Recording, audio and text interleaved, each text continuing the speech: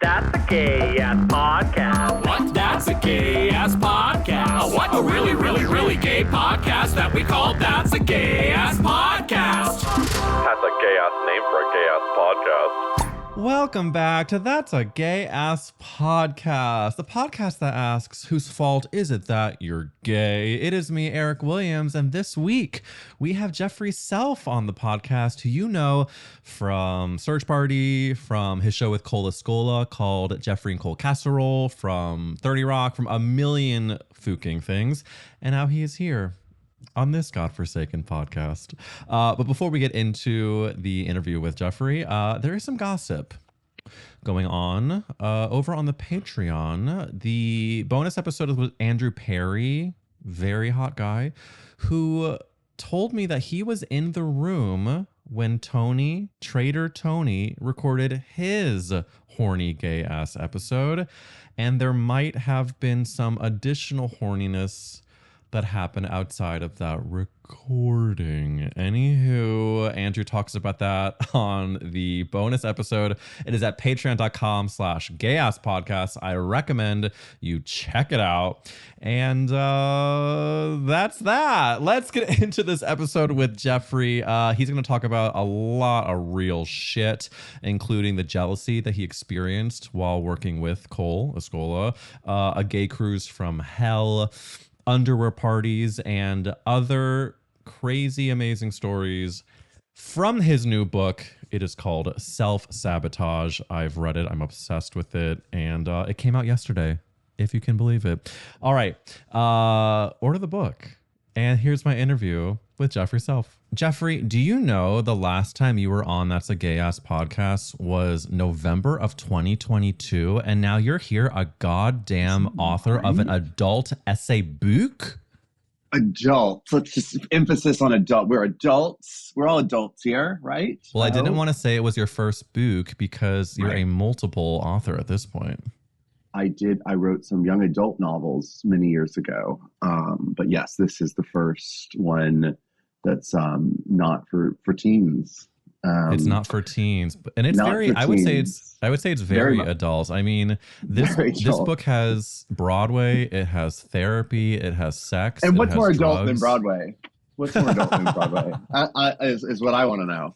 Well, your version of Broadway is very adult. I mean, you have so many incredible stories that we're gonna get into, but the title of his book is Self Sabotage. So the first question for you, Jeffrey Self, on this reunion epi is, are you writing this as someone who used to self-sabotage, or are you currently finding yourself in the saboteuring industry personally? Great question. I would say I feel like I am always on the cusp of continuing to self-sabotage, or sabotage others. It's something I'm constantly working to not do, and something I'm working to. I mean, in writing this book, I definitely, being forced to actually like sit with, looking at moments of self-sabotage from my past, forces you to kind of hope that you can change your behavior patterns, which I have. But I mean, no, I'm definitely still self-sabotaging. Sometimes in very small ways, and sometimes in very bigger ways. I feel like it's been a while since I've had a self-sabotage moment that was quite as big as many of the ones in my book, but they're definitely always there. I mean, it's always like a lurking outside the door. Like that's the thing. But it's always. I mean, I'm sure you have that, right? Oh, 100%. I mean, I kind of feel like that's the not the unfortunate, but the reality of being either a gay person who has gone through a lot, or just any person who like wasn't in like the most emotionally safe environment, or just like any person that goes through like dark days, I feel like is never just like, and now I'm good, God bless, I'm obsessed with being alive. I feel like it's always lurking, and that's what I love about just you as a person. And listen, let's be clear here. You messaged me that you had a book coming out, and you're like, hey, I would love to chat about it on the podcast, and any chance I have to talk with Jeffery Self, I hate to say this, but it's the truth. I've looked up to you for so many years. I have thought your voice was book speaks to me. It feels like it was written for me. And I just love how fucking honest you are. Because listen, one of the things that you say about self-sabotage is like issues with jealousy. Who among us, especially gays in the entertainment industry or just Totally. gays in general, don't compare yourself to others? And you talk about your jealousy over Cole Escola, who you worked Yeah. with for years. And I was like Yeah. so pleasantly surprised to see you bearing your soul in these ways. Let me read a quote that you have. You said, first of all, by working with Cole, you said that life was chaotic, very broke, scary, and aimless. But the minute Cole stepped into my orbit, I felt magic swirling around me at every moment. So it's like, and we felt that. I mean, people who have been fans of yours for a while know of like Jeffrey and Cole casserole. They know from your videos online. But then when it comes to the jealousy of it all, you say, no one is more unique or funnier than Cole Escola, but I don't think my now barely 20-year-old brain knew how to balance both being in awe of them and also how to be their creative partner without getting constantly derailed by jealousy. Oh, Did you so true. eventually tell Cole about this jealousy? I mean, and what was it like? Yeah. Well, I mean, what's interesting, two things. I mean, one, we were so young, and I mean, obviously that was only a year ago, so we were just legal drinking age this year, Right. so very exciting. No, but yeah, I mean, at the time we were so young, and so yeah, no, we really didn't ever talk about these moments of the jealousy and the kind of, is there room for both of us in the world, and the constantly being compared to each other at that time by internet people. And it was so early internet days, this is like 2007. Like, so like the idea of like all of these strangers writing about like comment culture was so certainly new to me and new to Cole. And so it was very, destabilizing in that way. But of course, neither one of us would ever talk about it. Like, we would literally experience those things and have a whole day together and then not acknowledge it until we were both at home AIMing each other. And then we would actually be quite honest with Oh. each other, but we would have to do it through AIM. Don't you think I think a lot of people lean into texting to say the things they don't want to say, especially Totally. now. I mean, obviously back then it was really the AIM culture was like when I was in, God, whatever grade it was, ninth grade, I would AIM this guy that I was like, of course, crushing on. And I would talk Totally. about how he and I both were enjoying jerking off. Like we were like first talking about how much Enjoying we enjoyed it, how much we enjoyed the pastime of masturbation. And Yeah. I would secretly message this guy on AIM and of course never once talk about it with him in person. There's Totally. like a safety to Totally. it. 100%. Like, I mean, I write about later in the book, like about the first boy I ever like had a hookup with, and like we would like constantly chat all night on, and like, but in actually in person we would just never acknowledge each other. So I mean, I think obviously this is where a whole generation that is completely fucked from that. But I mean, even in like writing about this kind of shit in a book, it's like it's different. I'm able to again hide behind words as opposed to like actually having to address those things and talk about them. And then like going back to the Cole thing, like, all the like jealousy and stuff that was there, and then being kind of not working together anymore in a consistent way. When I wrote and sold this book, like I was working, like that was that version. And then while writing this book, Cole has this success with Oh Mary Oh that my is like God, so yeah. comically profound and enormous, and like, I mean, a historical and deservedly historical enormous moment in their life that I am curious if I were not writing about those feelings while that happened, that if I would have been able to like, if I would have like lost my mind from jealousy, as opposed to like actually being able to compartmentalize it and look at it and go, okay, that's what that is, and that's what those feelings are. Right. Pick it up, But put I it think down, move on. it speaks to creative partnership, period. I think no matter what, it is difficult to have that, and then add the layer of we are two queer people who are trying to like carve out a space in an industry that's not like, come on in, gays, make your weird shit. There's Totally. plenty of room. So it's Right. like I've talked about this sparingly because it's difficult to have creative partnerships that there's a level of intensity that a lot of people I mean, it's much like a marriage. It's much like founding a relationship, company yeah. together. And I had a creative collaboration that like kind of turned sour that felt like a huge moment of grief for me. It was like breakup. It's a real breakup. It's a loss. It's a real Yeah. breakup. And you put so much of your creative life and personal life into your relationship and to the work. And so I can only imagine like you're coming up. I mean, let's talk about you left school. You're like 19 years old. You moved to New York City.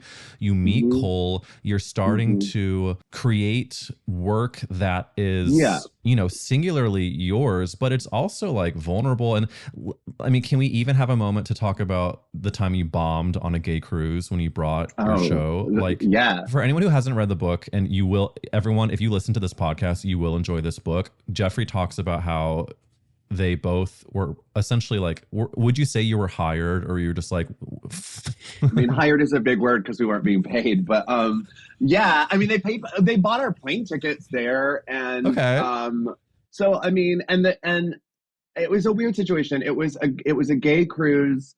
I don't think I was allowed to say in the book that it was an Atlantis cruise. I know they made me change, like get rid of it, but it was.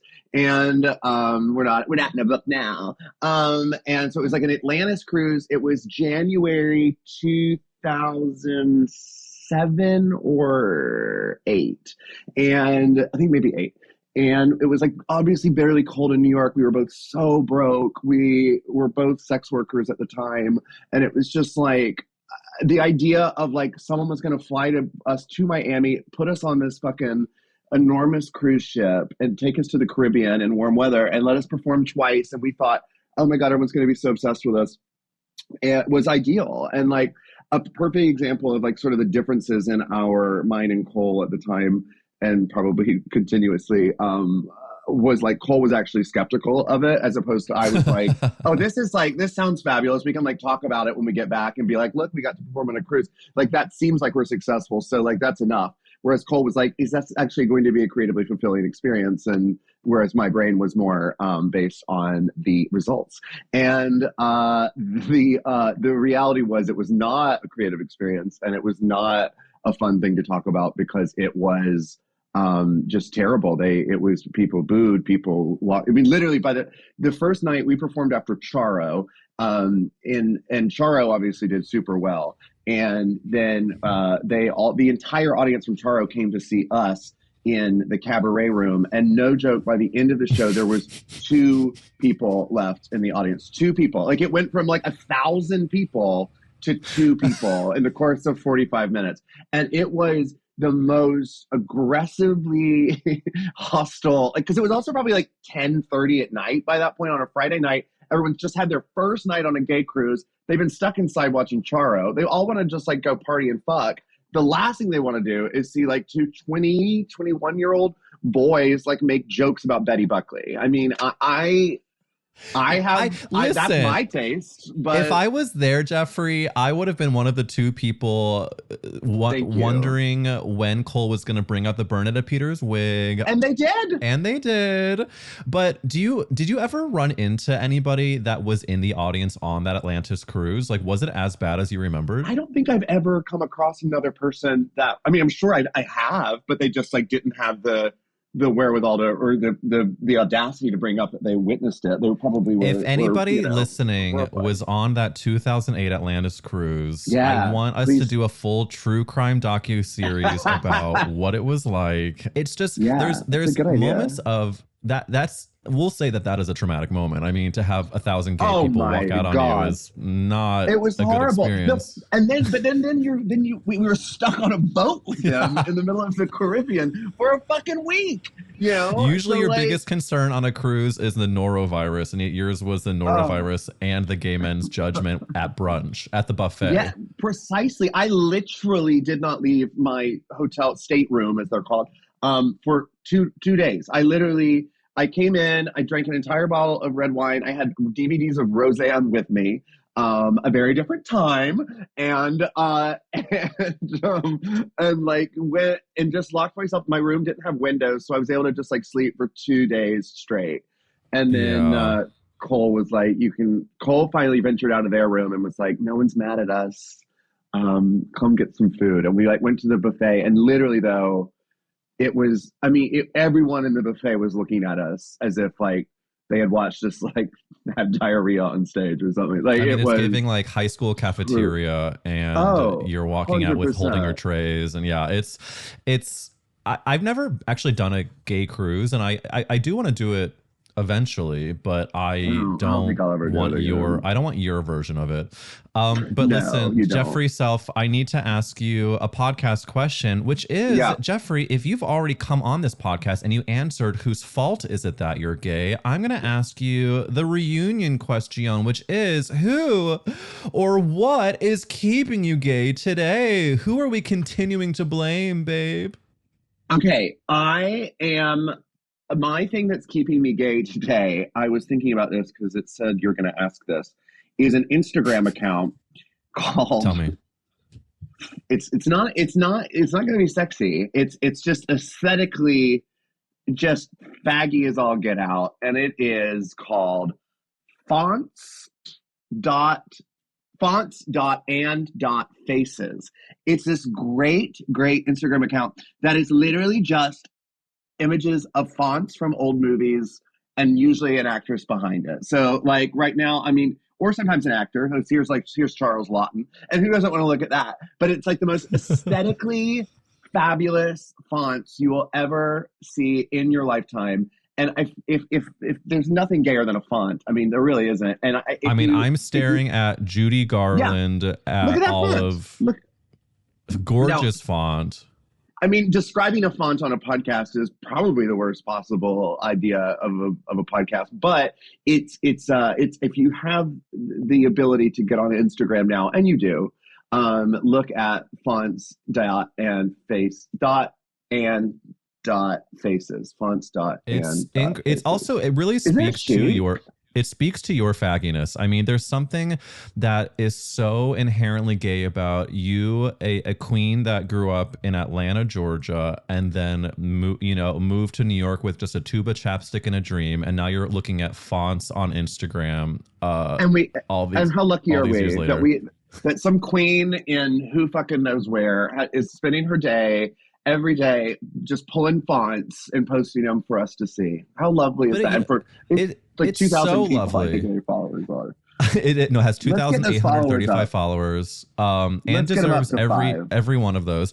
I think what it also reminds me of about you is that you've always connected to old queeniness. There's a story in your book about like a college professor who your mom had come church. close with met at church, and that like she would be up. And there was also someone from your town that was like a gay guy that would call your mom and be on the phone for hours. I feel like you're in a way like, does it feel like your mom almost encouraged your old gay sensibility?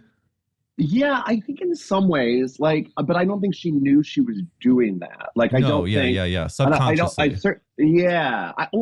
think it was just like that's what she was drawn to, and I think that like the aesthetic of that, of like watching old black and white TV together and old movies together, and like being into Broadway and like things like that. I think just sort of, and I don't think she'd ever had someone to really kind of obsess over those things together or enjoy them together with. And like with me, she did. And I think she kind of like indulged that part of herself. And in doing so, really let loose on mine, because I never, like even as a kid or a teenager, like I didn't really know pop music or like real pop culture. I wasn't watching like, whatever people like The Hills or any of that kind of stuff.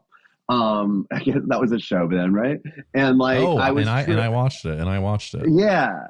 But I was like I really was like a 14-year-old like watching Paulette Goddard as opposed to like, Audrina Partridge or whatever her name is. Okay, yeah. Not you name dropping Audrina. Come on now. At one point I worked at VH1 at one point, and I had to learn who all those people were. And so our modern starlets. Audrina Partridge. She's Whitney still Ford. alive, right? I hope so. I send her all the best. I do love, though, that you do have this like old Queenie Broadway sensibility, and it kind of makes sense. I mean, your parents let you go to New York that you would stay with this like Yeah, my female very family friend that was first like that you female. I'm leaning into the like it like felt like your parents were probably like, yeah, go off and do your wholesome New York thing, but I'm sure you were like having I was, some. yeah, absolutely. I mean, the ages of, 16 to 21 were like the most sexual, well, probably 23, the most like sexually adventurous of my life. But I think my parents were just very confused by me and didn't really know. They didn't know, I think, to be worried. I think they were just sort of like, I don't know what to do with this. If someone else does, like, put the problem in their hands, kind of thing. And were yeah, they would let me like go to New York. I would like say I worked at the Barnes and Noble cafe serving Starbucks products, and they would let Which one? me Union like. Square?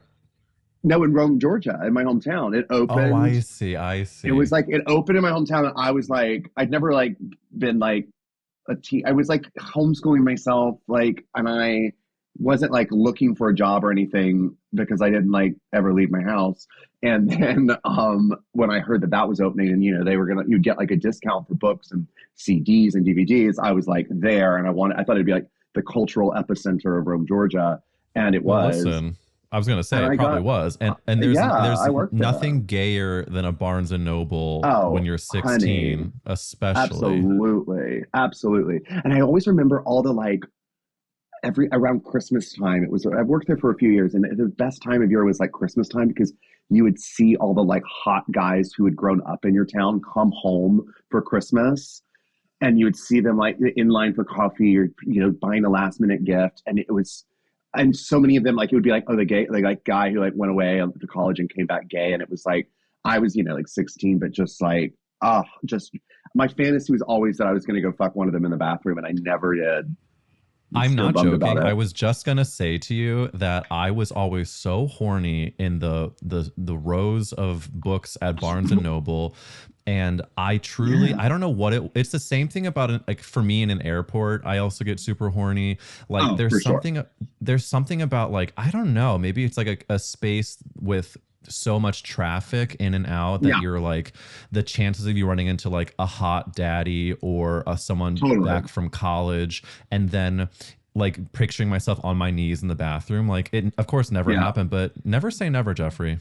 I've hooked up in the Delta Lounge bathroom before. Tell me everything. In a stall. I got my dick sucked. How did you meet? Was this an IRL cruise? No, it was Grindr. I was bored in the flight delay JFK.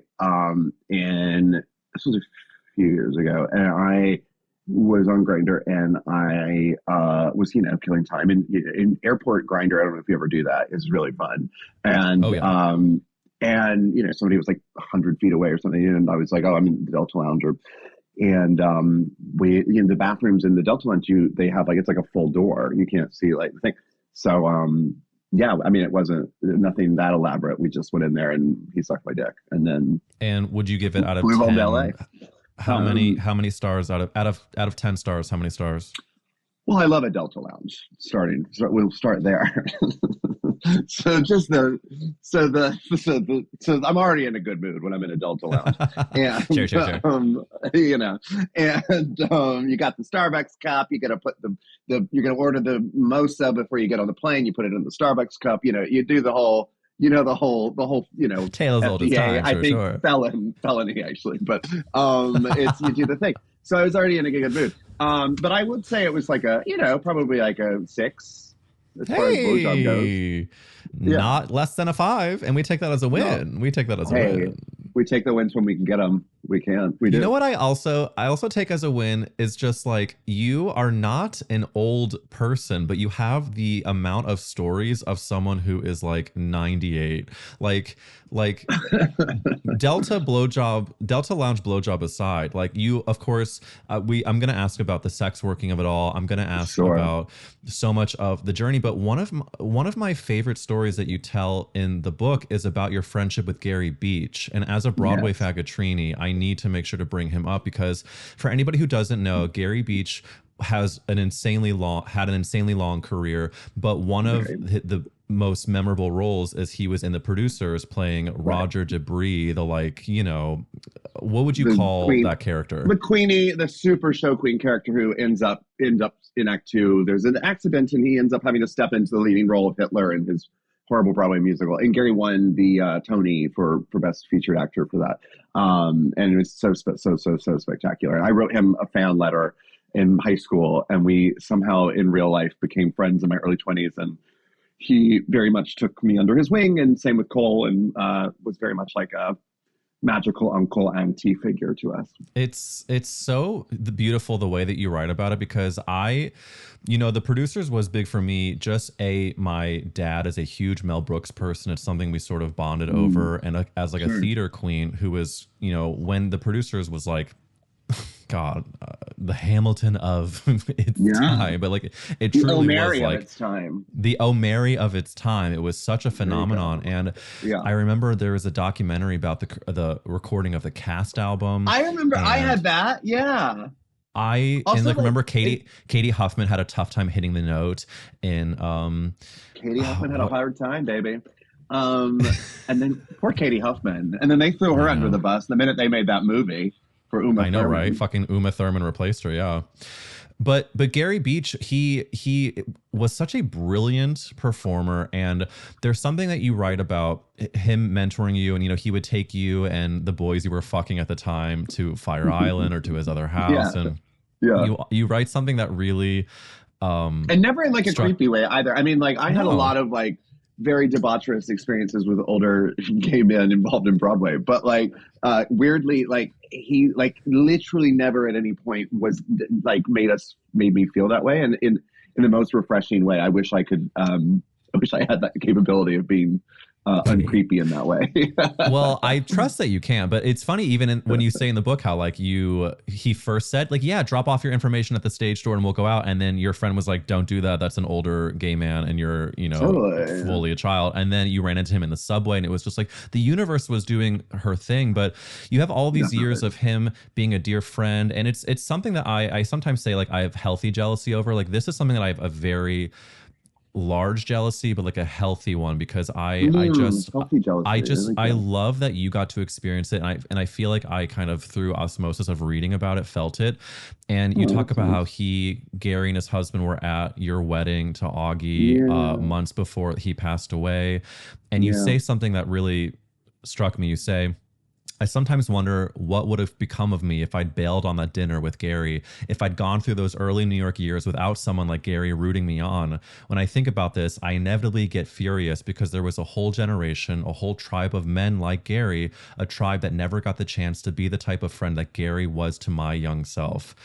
It's so profound that you're landing on two things here, which is the beauty of your relationship with Gary, but also the sadness of, you know, the generation of men that we lost that could not live their full lives, whether it was on Broadway or otherwise, but also mentoring people like you and like me. And I think that that's maybe partly why I haven't, you know, had that experience. But how would you say that Gary helped you through, and what did you learn from him, would you say? I would say like he just was such in one way, a very, very, very much like a positive outlook person, in a way that I think in a way that was natural to him, in a way that like was not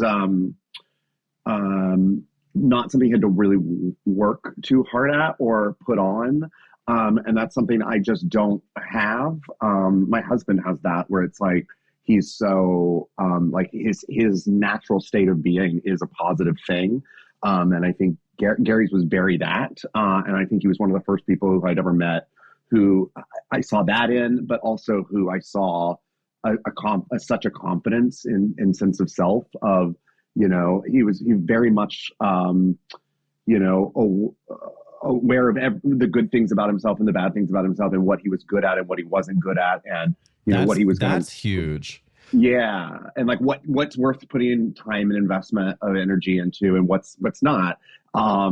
And so, I mean, I feel like that was like a big thing. I learned, you know, I think to be like proud of the things I'm like obsessed with or queen out about, you know. I think he was so tapped into like his love of the musical theater he grew up on the Broadway. Because I mean, he was going to going to see the original Hello Dolly and the original, seeing Carol, Mary Martin and Ethel Merman at the do the Ford Variety Hour. Like he was going to all of these important things, and he was so unabashedly like wanted to tell the stories about that stuff.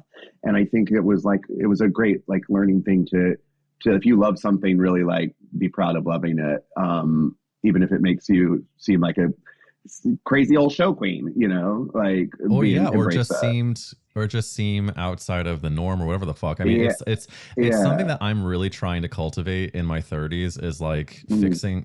I'll not use the word fixing, but like discussing my low self-esteem that like I think is something that is very common to many people, period, but especially like creatives and especially queer people. I just feel like I was told I was so bad and weird and wrong for so many years that I like sometimes I have these thoughts that are so mean to myself, and I'm like, who the fuck is saying that? And someone like Gary, to me, when you say that he was just like confident in what he was good at and knew what he was not good at and like had that self-assurance, that is like, I strive to have that vibe, that self-assurance. Same. And I mean, I it's interesting too that like someone from that generation that was able to have that in such a real way, and well, you talk about how his story about the Fire Island Pines, how there's the meat rack and how there used to be the raids in order to and like the story he would tell over and over about what it was like from that time. And you said he was always perfectly timed the way he would tell him, but it's just what a fucking queen. And I would love to have 1% of his specialness, truly. Totally. And I mean, and as going back to what you're talking about with the book of like the lost generation of those people, like think about how truly and profoundly different the world would be and culture would be. And our senses of self and confidence as queer people, if that generation had been able to A, survive as in a bigger way, and B, like focus and not have to be like fucking panicking about the end of the fucking world as we know it for so long. If they'd gotten to have a calmer, more peaceful time and got to survive, it would be just like a very, very different world. It would. And I think that in a way, our generation potentially, or the generations post the AIDS crisis, is really taking up that charge of like, the louder that we can be now, the more that the younger queers are like, oh, okay. So like, they are dealing with X and Y, whether it's, dealing with substances or sex shit or shame or whatever the fuck it is. Like, I think that really is a great point. But how does it feel though to bear all this stuff so vulnerably and openly? The last time you did this podcast, you had not written this book, but you had told me that you were, I think, about to, or maybe I think I had the deal. I think I just got the deal to do it or something. And you said that you were going to talk about the sex work of it all, and you talk about your struggles in marriage. And how does it feel to have it all coming out in this book in mere days?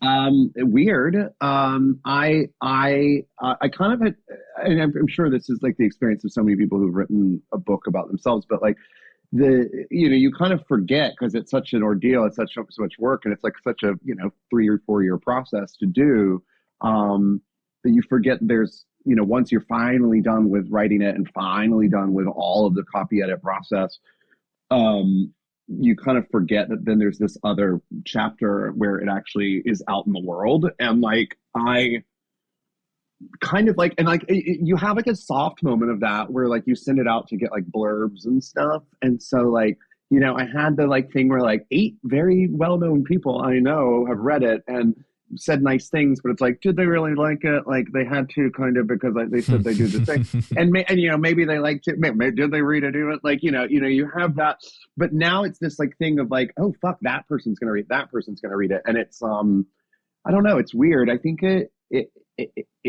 in some ways it makes the like things I talk about and the things I feel like I deal with and I'm still that I talk about in the book, but I'm still dealing with. I feel like in some ways it makes them less. They make them seem smaller and makes them seem more just yet another thing to deal with. But in some ways, it also I'm like, oh well, this will now those words will exist forever, and like I'm not I can't. I'm never. That's never going to go away. That's not like something I said once that everyone's going to forget I said it. It's like, oh no, that's going to be there in print forever. It's kind of badass, though. I mean, it's kind of badass to like to yeah.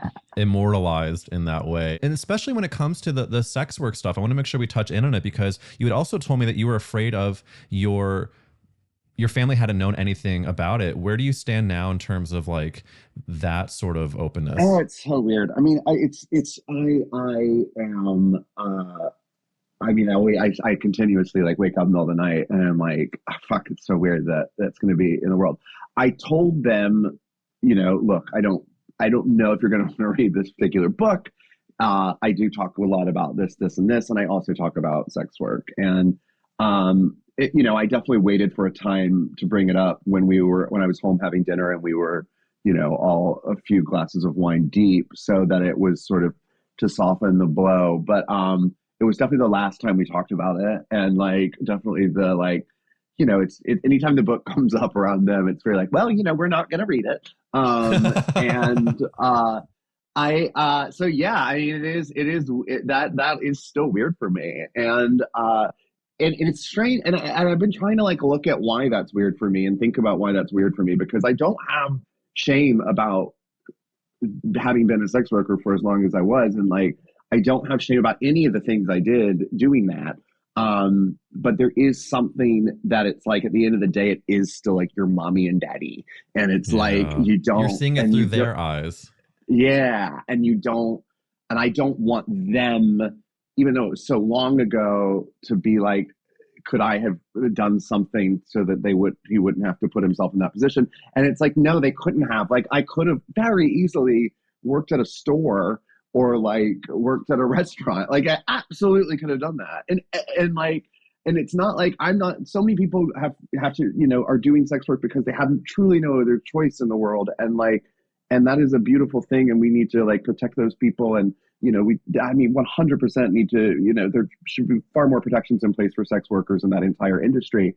But like the thing I have to, with my relationship to it regarding my family reading this book, like I need to just sort of let it go and see that the shame I'm feeling about them reading it or dealing with it is more about how that's going to make them feel about their own actions as parents. It makes so much sense. I think that what it strikes for me is that the older that we get and the more we live like our proud lives as gay people, the more we have to reckon with how different our lives are from our families and the straight people in our families. And so I think like the sex work thing is probably like a pretty big pinging of like, okay, this is going to be very different from what you not only experience, but like can sort of identify with. And I think the way you're dealing with it sounds actually like beautifully boundaried and healthy, because it's like, hey, you gave him a heads up.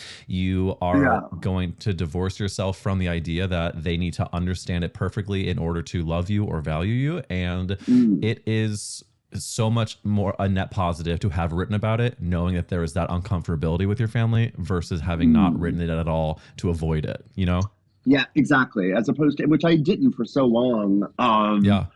Because I was afraid of what they would think. And it's like, at some point, you have to grow up and not care. Well, yeah. And also like, and write the fucking story about the guy that was doing so much coke that his nose bled on you. Like, you got to do that. Like, you got to do that.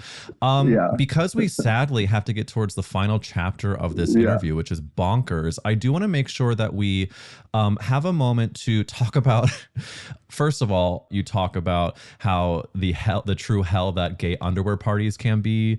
I need to make sure that I want to thank you for we don't leaning into like the bad music, the smelly dark room. You've been to an underwear party, I'm sure, right? I've been to, but I only really went for my first time like within the past few years. And so like Where? there's one at Precinct in LA that's called VPL. Okay. And that was like, it could have been worse. It was like not bad. But then I That's went a to big like space. it was a very big space, and it felt big.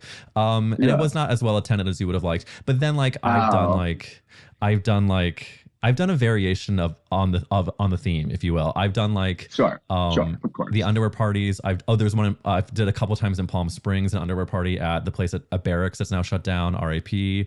I think I went to that once.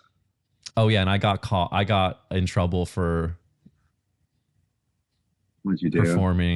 performing when their performances Rose's weren't turn? allowed.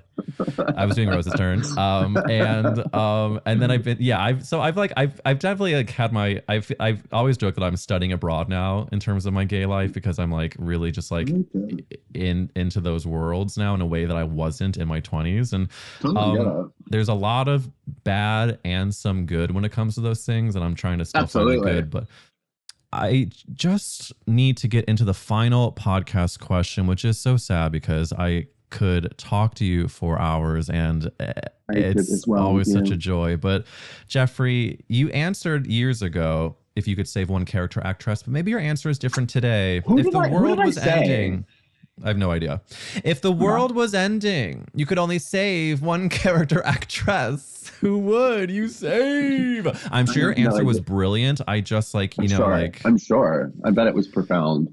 Who would I save? Well, I would right now, because she's having a moment she absolutely deserves, and a moment the world needs, is Parker Posey, in that we are, it's the greatest thing ever. If we're not going to have Jennifer Coolidge, we need to have Parker Posey. I hope, I pray in every possible way that this does for Parker Posey in her career what it did for Jennifer Coolidge. In that Jennifer Coolidge, we all knew about her. We've been there for decades, and the same with Parker Posey. And I would love, like, in a year's time from now, like, for her to be getting to do Amex commercials and like whatever the fuck else Jennifer Coolidge is doing to make billions of dollars right now. Like, give her the world. Parker Posey deserves it.